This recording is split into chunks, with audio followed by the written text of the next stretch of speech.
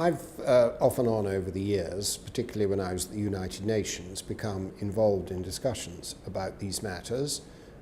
I was much involved in the beginnings of the threat from Iran, the threat as it was before the Gulf War from Iraq, when there were very active programs there. So I became steadily more familiar with the problems, and I also became convinced by the advocacy of people like Kissinger, Nunn, Schultz and Perry and others who followed them, that this is not just a disarmament agenda.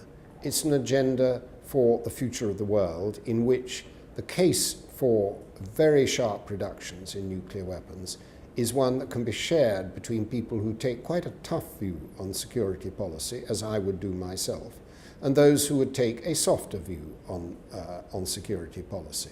It's really important to get away from the problem we had in the 1950s and 60s and 70s, when the whole debate about nuclear weapons was totally polarized between the campaign for nuclear disarmament, who wanted nothing whatsoever to do with the weapons, and those who were opposed to that campaign, who just wanted the weapons we'd got.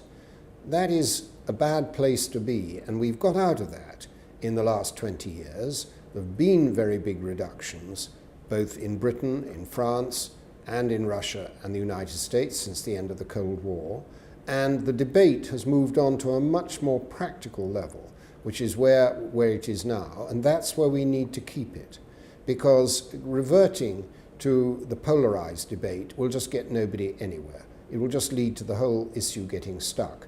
And that is what, unfortunately, you often hear when debates start up in the US Congress and people go back to first principles, and before you know where you are, you're having a highly academic and unrealistic debate. But that's not necessary, because as I've tried to explain, these issues don't need to be thrashed out now, and they don't need to prevent further measures to reduce the holdings of nuclear weapons worldwide.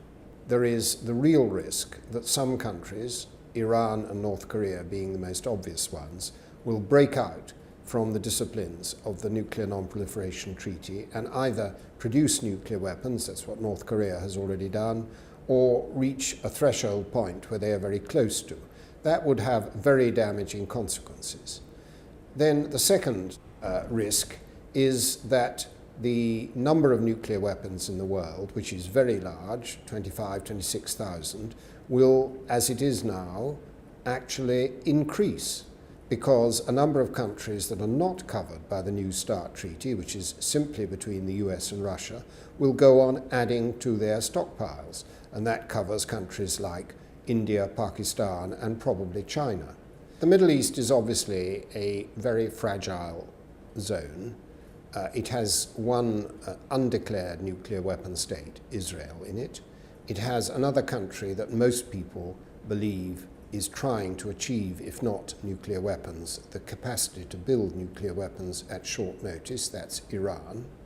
And of course, in the Middle East also, there is a massive potential for conventional warfare, which might get out of control and might eventually involve nuclear weapons. So there is a lot at stake in the Middle East, and since the beginning of this year, there has been, of course, a process of massive upheaval in all the countries in the Middle East, which could be something that would lead in a good direction, or it could lead in a bad direction. That's to say, it could lead back to hostilities, or it could lead on to negotiations and a peaceful settlement of the Palestinian issue.